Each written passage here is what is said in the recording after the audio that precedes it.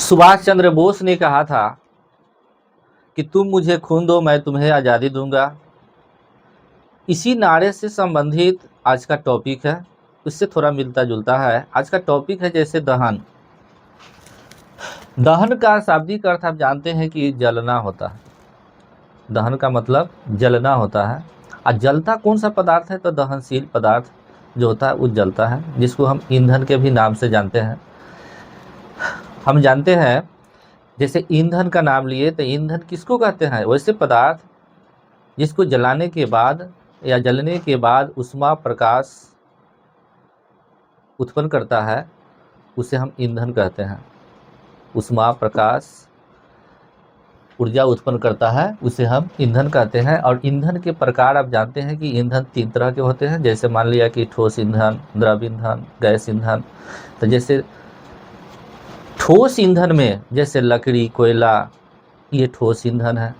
द्रव ईंधन का मतलब होता है जैसे पेट्रोलियम, डीजल, किरासन तेल, ऑयल, ये आपका द्रव ईंधन है।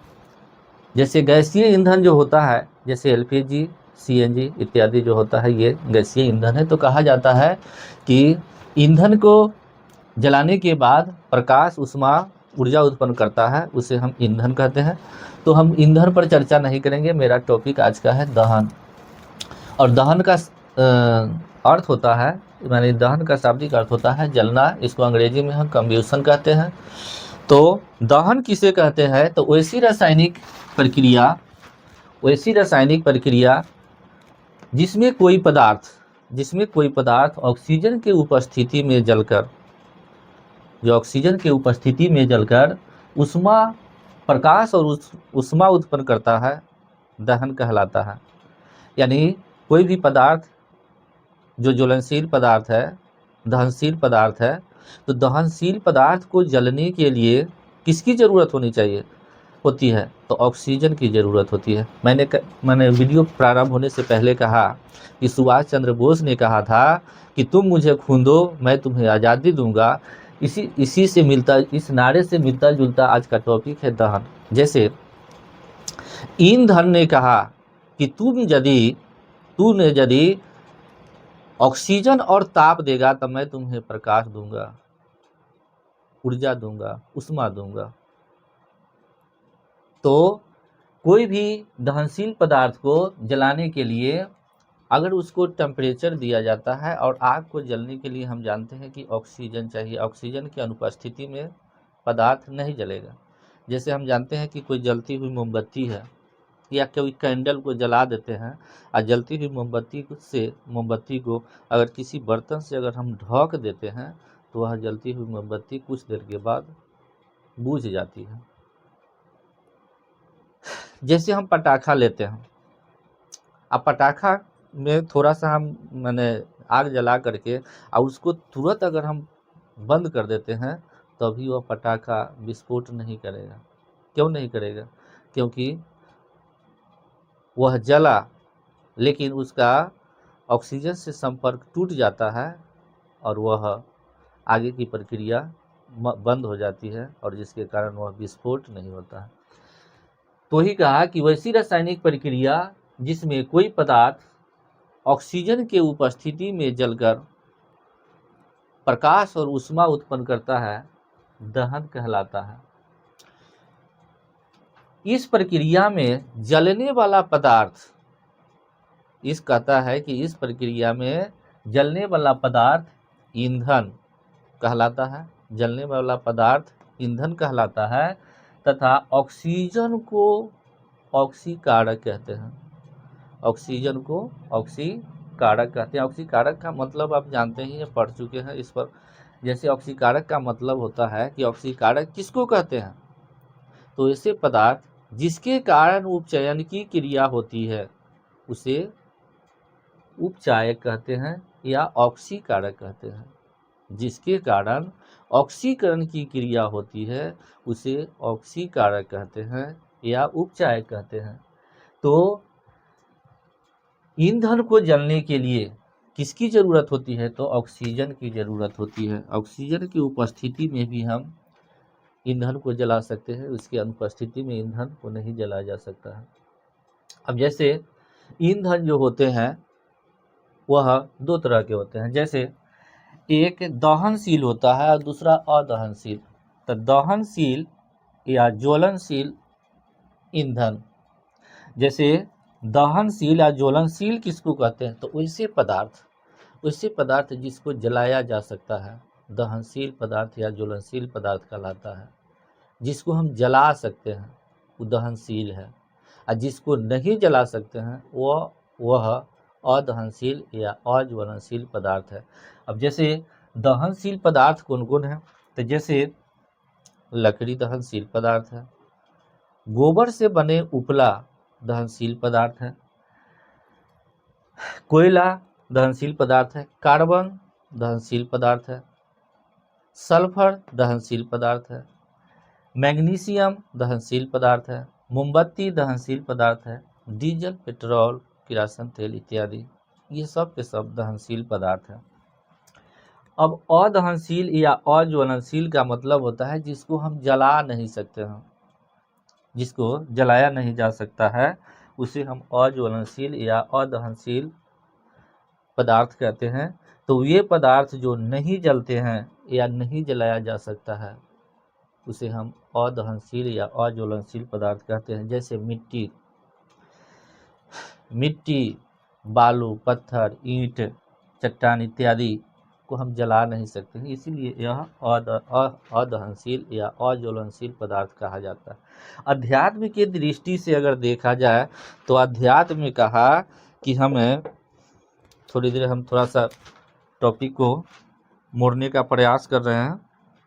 जैसे कहा अध्यात्म में कहता है कि धरती जो है, मिट्टी जो है, ये हमारी माता है, और जब इस पर भी आग जलाया जाता है, मिट्टी पर जब आग जलाया जाता है तो इसकी त्वचा जलती है।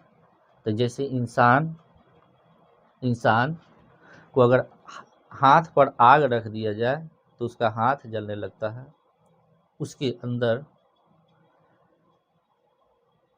अंदर से आह निकलता है, दर्द होता है।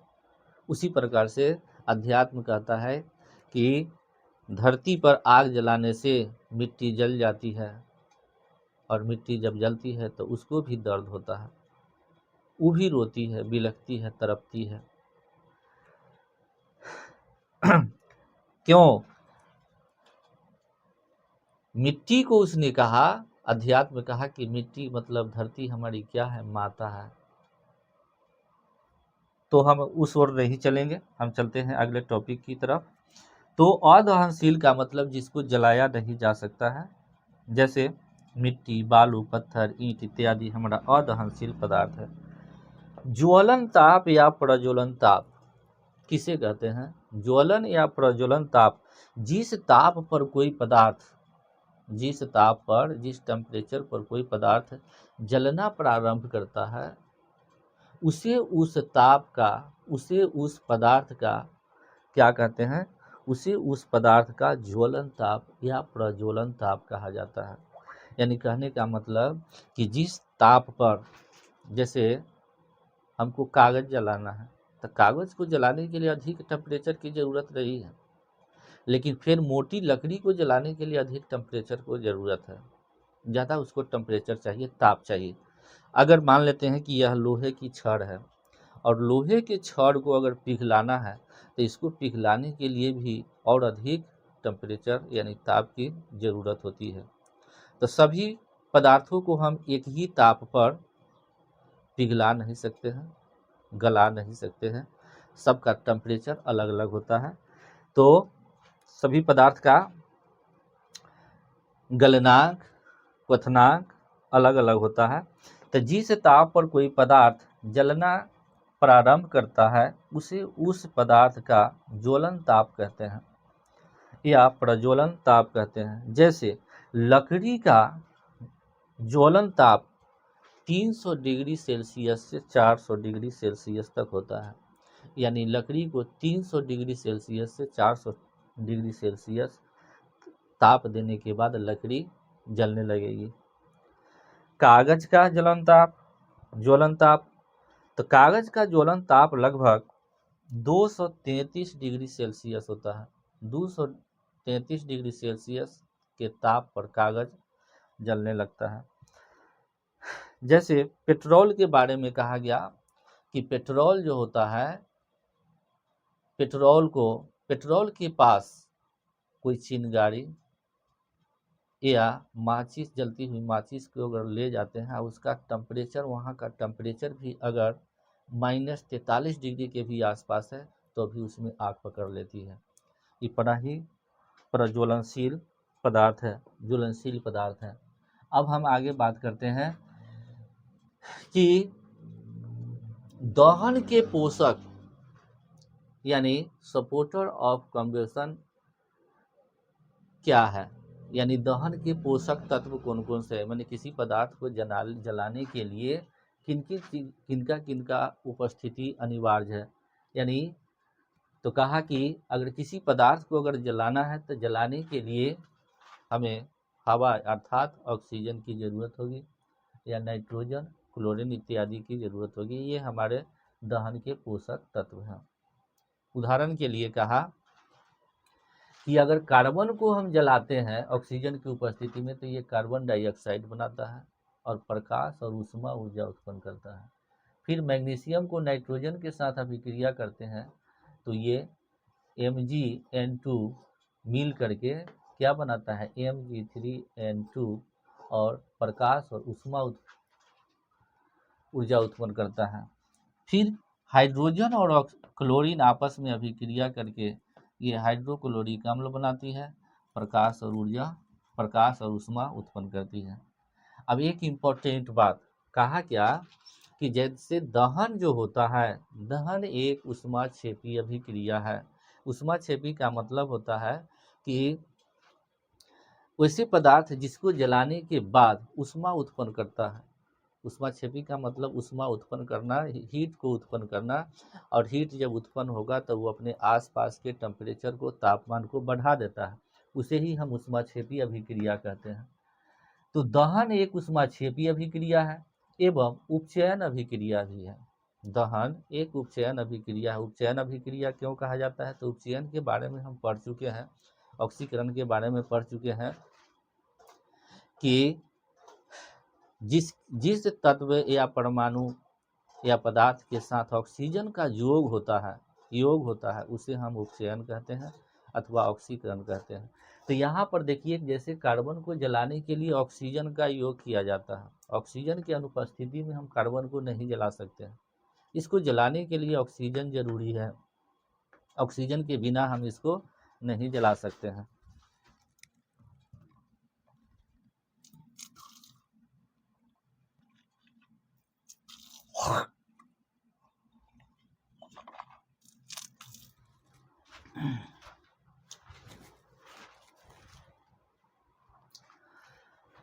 तो कार्बन के साथ ऑक्सीजन का योग हो रहा है, इसीलिए यहाँ पर हम कहेंगे कि कार्बन का उपचयन हो रहा है, कार्बन का ऑक्सीकरण हो रहा है।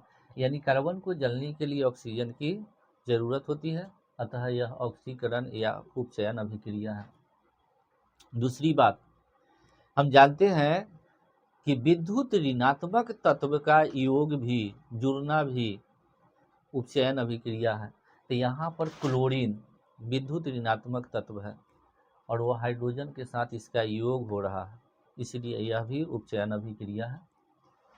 अब आगे हम बात करते हैं, जैसे कहा कि दहन एक ऊष्माक्षेपी एवं उपचयन अभिक्रिया है, लेकिन सभी उपचयन की क्रिया दहन की क्रिया नहीं होती है। सभी उपचयन की क्रिया दहन की क्रिया नहीं होती है। दहन का मतलब एक चीज होता है कि दहन, कोई पदार्थ अगर जल जाता है तो जलने के पश्चात उसमें नया पदार्थ बनता है। जैसे लकड़ी को जलाते हैं तो लकड़ी को जलाने के बाद राख प्राप्त होता है हमको, राख से हम लकड़ी नहीं बना सकते हैं। तो राख से लकड़ी नहीं बनेगा, इसका मतलब क्या, उसमें केमिकल चेंजेज हो गया, रासायनिक परिवर्तन हो गया।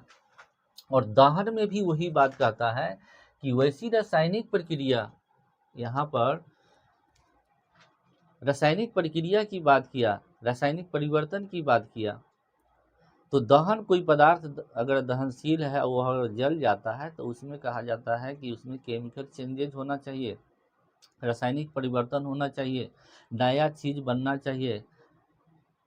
अगर ऐसा नहीं होता है तो फिर वह दहन नहीं है।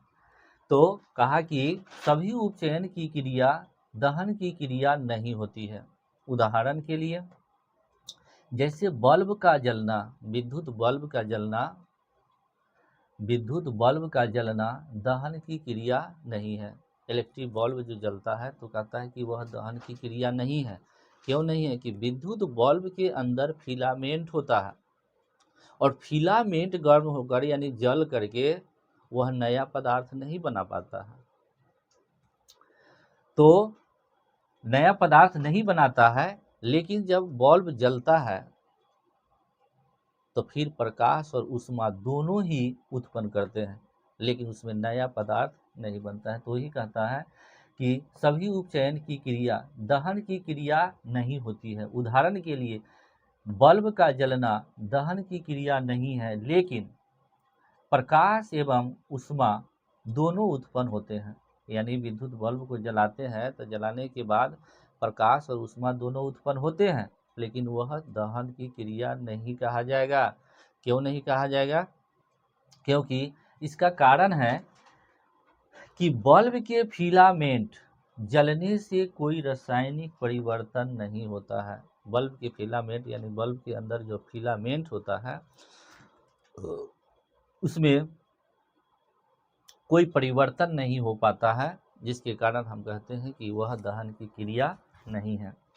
नेक्स्ट है दहन के लिए आवश्यक शर्तें क्या क्या है। तो दहन के लिए आवश्यक 3 शर्तें हैं। जैसे कहा कि दहनशील पदार्थ की उपस्थिति, यानी दहनशील पदार्थ का मौजूद होना चाहिए। दूसरा दहन के पोषक पदार्थ। तो दहन के पोषक पदार्थ का मतलब होता है, जैसे पोषक पदार्थ हम बात कर रहे हैं, दहन के पोषक पदार्थ क्या क्या है?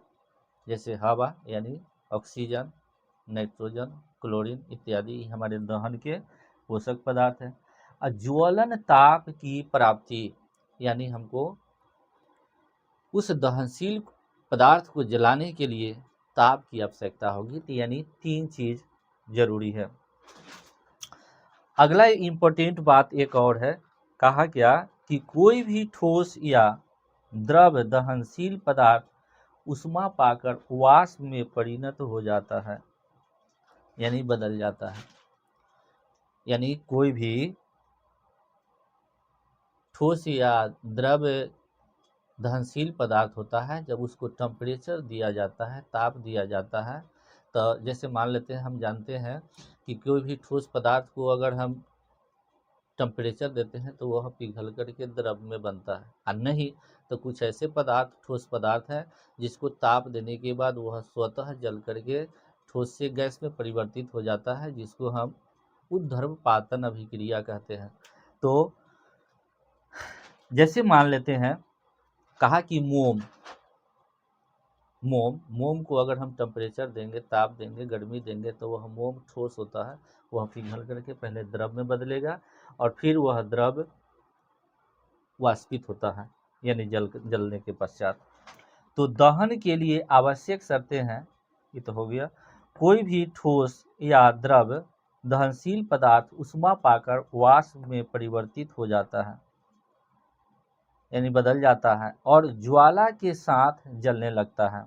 ज्वाला के साथ जलने लगता है। जैसे मोमबत्ती की अगर हम चर्चा करें, जो हम आगे चर्चा करेंगे इस पर, जैसे मोमबत्ती जो होता है, मोम के अंदर एक धागा डाल दिया जाता है, और जब मोम को टेम्परेचर मिलता है तो मोम पिघल करके वह धागे के माध्यम से वह द्रव ऊपर जाता है, और वो धागा के से ऊपर जाने के बाद फिर वह ताप मिलने के बाद क्या होता है, वाष्प में परिवर्तित होता है, वाष्प में परिवर्तित होता है और ज्वाला के साथ जलने लगता है, यानी धधकने लगता है।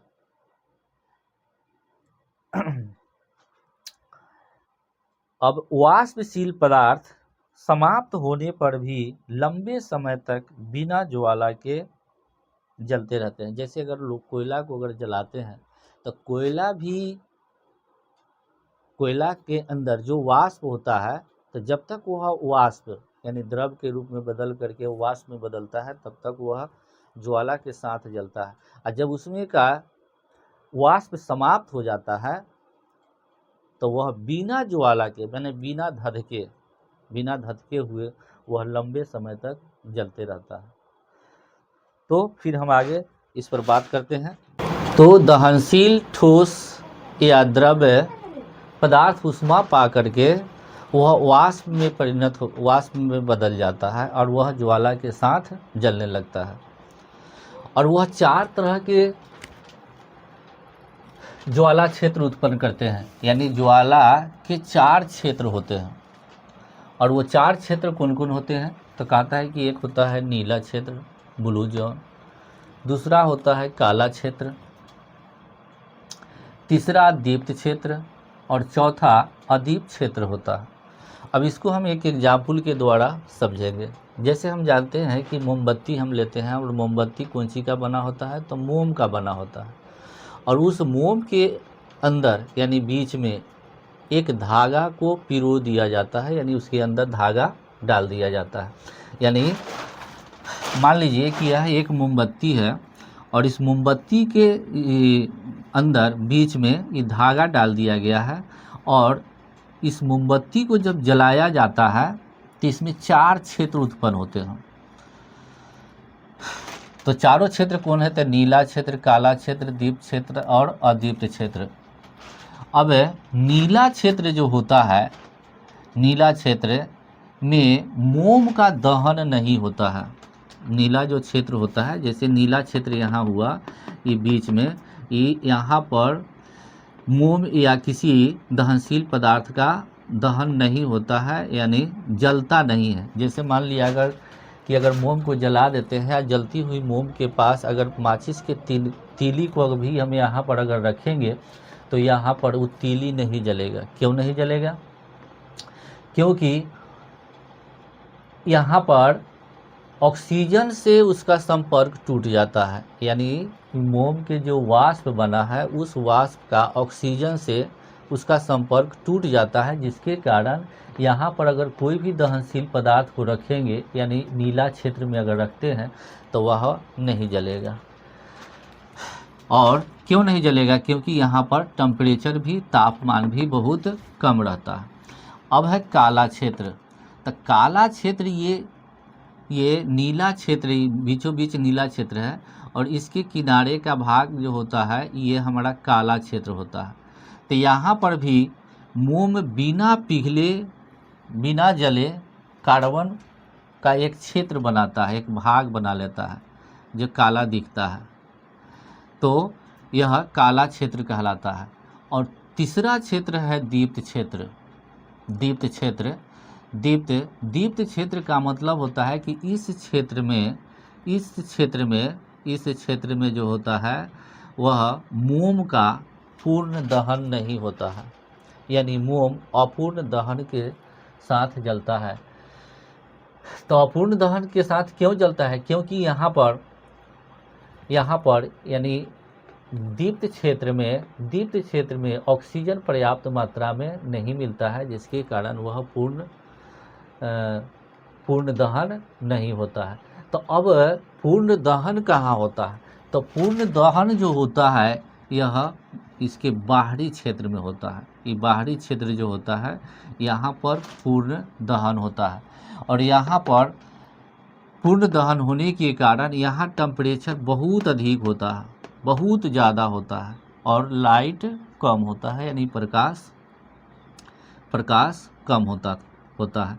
तो ये इस प्रकार हम यानी द्रव या ठोस ईंधन को अगर जलाते हैं तो वो 4 क्षेत्र उत्पन्न होता है। तो इस प्रकार हम समझे। तो वही चीज़ यहाँ पर लिखा है कि मोमबत्ती ठोस हाइड्रोकार्बन का बना होता है। हाइड्रोकार्बन का मतलब होता है कि हाइड्रोकार्बन, यानी क्वेश्चन में ही इसका आंसर छिपा हुआ है। हाइड्रोकार्बन किसे कहते हैं? तो वैसे कार्बनिक यौगिक जिसमें हाइड्रोजन और कार्बन उपस्थित हो अथवा कार्बन और हाइड्रोजन से मिलकर बने यौगिक को हाइड्रोकार्बन कहते हैं। जैसे methane, ethane, propane, butane, pentane hexane, heptane, octane, nonane, decane, बहुत सारा इसके एग्जाम्पल है। जैसे ethene, propene, butene, pentene, hexene, heptene, octene, nonene, decene, undecene, dodecene, tridecene, tetradecene, बहुत सारा इसका एग्जाम्पल है। अगर दूसरे एग्जाम्पल लेते हैं तो जैसे मान लिया कि ethyne, propyne, butyne, pentyne, hexyne, heptyne, octyne, nonyne, decyne, ये सब के सब हाइड्रोकार्बन ही है। हाइड्रोकार्बन का मतलब जो कार्बन और हाइड्रोजन से जो मिलकर बना होता है यौगिक, उसी को हम हाइड्रोकार्बन कहते हैं। तो मोमबत्ती जो होता है वह ठोस हाइड्रोकार्बन का मिश्रण है। मोमबत्ती मोम का बना होता है जिसके बीच में एक धागा पिरोया रहता है या पिरो दी जाती है। जब मोमबत्ती को जलाते हैं तो मोम पिघलकर धागे के सहारे ऊपर चढ़ता है और वाष्प में बदलने लगता है तथा वाष्प वायु में जलकर ज्वाला उत्पन्न करती है। यानी कहा कि मोमबत्ती को जब हम जलाते हैं तो इसके अंदर जो धागा पिरोया हुआ है वह मोम पिघल करके धागे के द्वारा, धागे के सहारे मोम ऊपर की ओर चढ़ता है और वायुमंडल से ऑक्सीजन को प्राप्त करके वह जलना प्रारंभ कर देता है। अब इसमें कुछ महत्वपूर्ण बातें हैं। जैसे मान लिया कि हमें कुछ महत्वपूर्ण ईंधन है, जैसे कहा कि खाना बनाने के उपयोग में आने वाली गैस का नाम क्या है, तो द्रवित पेट्रोलियम गैस, जिसको हम लिक्विफाइड पेट्रोलियम गैस अर्थात एलपीजी के भी नाम से जानते हैं। कभी कभी क्वेश्चन पूछ भी दिया जाता है कि एलपीजी का पूरा नाम क्या है, तो हम लिक्विफाइड पेट्रोलियम गैस बोलेंगे। एलपीजी गैस जो होता है एथेन, प्रोपेन और ब्यूटेन का मिश्रण है। यानी एलपीजी गैस में मुख्य तीन अवयवों से मिलकर के बना है। इसके 3 सदस्य हैं, एथेन, प्रोपेन और ब्यूटेन। लेकिन ब्यूटेन इसका प्रमुख अवयव है। इसमें एलपीजी में ब्यूटेन जो होता है इसका प्रमुख अवयव माना जाता है। जैसे 1 ग्राम एलपीजी गैस को जलाने के बाद यह कितना ऊष्मा ऊर्जा उत्पन्न करता है, तो कहता है कि 1 ग्राम एलपीजी गैस को अगर जलाते हैं तो 55 किलो जूल ऊर्जा प्राप्त होती है। किलो जूल ऊर्जा प्राप्त होती है। जूल का मतलब, जूल किसका मात्रक है, तो ऊष्मा का, ऊर्जा का, कार्य का मात्रक है। तो 1 ग्राम एलपीजी गैस जलाने पर 55 किलो जूल ऊर्जा प्राप्त होती है। अगला फिर इम्पोर्टेंट बात है क्या, कि गैस का रिसाव पता लगाने के लिए तीव्र गंध वाली गैस इथाइल मरकैप्टन यानी C2H5SH थोड़ी मात्रा में मिला दी जाती है। यानी कहा जाता है कि एलपीजी गैस जो होता है वह गंधहीन होता है, उसमें गंध नहीं होता। तो अगर गंध नहीं है और वह बहुत ही प्रज्वलशील पदार्थ है, अगर मान लेते हैं कि सिलेंडर में भरा हुआ है, सिलेंडर लीकेज हो गया तो अनर्थ हो जाएगा। इसलिए कहा जाता है कि उस गैस में तीव्र गंध वाली गैस, तीव्र बहुत ज़्यादा गंध वाली गैस है, उस गैस का नाम बताया कि उस गैस का नाम है ethyl mercaptan. Ethyl mercaptan gas है, उसको थोड़ी मात्रा में मिला दी जाती है। यदि हमारे सिलेंडर से गैस लीकेज होगा तो इसी इथाइल मरकैप्टन गैस के कारण हमको पता चल जाएगा कि हमारे गैस के सिलेंडर से गैस का रिसाव हो रहा है। और इसका सूत्र दिया है कि इथाइल मरकैप्टन गैस का सूत्र क्या है, तो C2H5SH। ये बहुत ही इम्पोर्टेंट है कि नहीं, बहुत ही इम्पोर्टेंट है। तो ये इस प्रकार आपका दहन जो टॉपिक है से समाप्त हुआ। साथ ही साथ आज का केमिस्ट्री का ये फर्स्ट चैप्टर जो था रासायनिक अभिक्रिया एवं समीकरण, यह समाप्त हो गया है। हम इसके आगे अब सारे NCERT क्वेश्चन को लेकर के आएंगे। और फिर अगला चैप्टर पर चर्चा करेंगे। तो इसको आप सभी नोट कीजिए।